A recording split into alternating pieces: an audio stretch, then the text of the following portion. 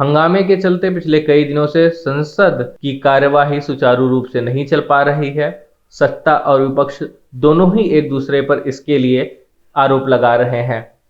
आज एक बार फिर से विपक्षी नेता राहुल गांधी ने मोदी सरकार पर संसद का समय व्यर्थ करने का आरोप लगाया है। गुरुवार को राहुल गांधी ने ट्वीट कर कहा कि हमारे लोकतंत्र की बुनियाद है कि सांसद जनता की आवाज बनकर राष्ट्रीय महत्व के मुद्दों पर चर्चा करें। मोदी सरकार विपक्ष को ये काम नहीं करने दे रही है। उन्होंने कहा कि संसद का और समय व्यर्थ मत करो, करने दो महंगाई, किसान और पेगासस की बात।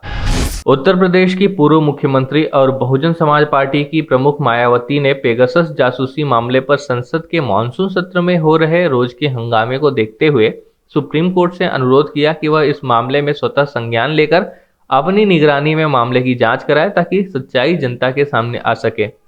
मायावती ने ट्वीट कर कहा कि संसद का चालू मॉनसून सत्र देश, जनहित व किसानों आदि के अति जरूरी मुद्दों पर सरकार व विपक्ष के बीच अविश्वास व भारी टकराव के कारण यह सत्र सही से नहीं चल पा रहा है। पेगासस जासूसी कांड भी काफी गर्मा रहा है, फिर भी केंद्र इस मुद्दे की जांच कराने को तैयार नहीं है। देश चिंतित।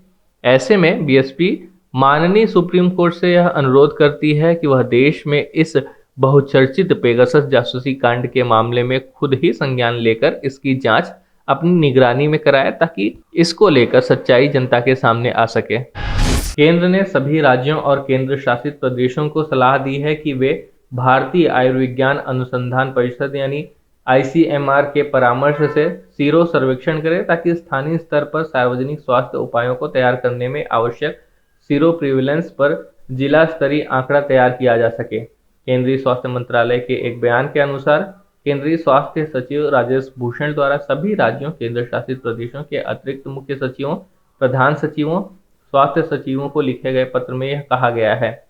मंत्रालय ने देश के 17 जिलों में आईसीएमआर द्वारा हाल ही में किए गए राष्ट्रीय सीरो सर्वे के निष्कर्षों को भी साझा किया, जिसके अनुसार मध्य प्रदेश में सर्वेक्षण की गई आबादी में सीरो प्रिविलेंस 79%, महाराष्ट्र में 58%, केरल में 44%, राजस्थान में 76.2% और बिहार में 75.9% पाया गया है। बिहार विधानसभा के अध्यक्ष विजय कुमार सिन्हा ने स्वीकार किया है कि इस साल की शुरुआत में 23 मार्च को पुलिस द्वारा विधायकों की पिटाई गलत थी और यह अस्वीकार्य और अक्षम्य है। बिहार विधानसभा में बुधवार को इस हंगामे पर विशेष बहस हुई, जिसमें सभी सदस्यों के भाषण के बाद विधानसभा अध्यक्ष विजय कुमार सिन्हा ने कहा कि विधायकों को बूट से मारना गलत है और इसे कभी माफ नहीं किया जा सकता है। उन्होंने कहा कि गलती हुई है, अपमान हुआ है, लेकिन इस आसन का नहीं, सदन का हुआ है। किसी विधायक को बूट से मारा गया तो विधायक का नहीं, विधायिका का अपमान हुआ है। भारत में एक दिन में कोरोना वायरस संक्रमण के 43,509 नए मामले सामने आए हैं।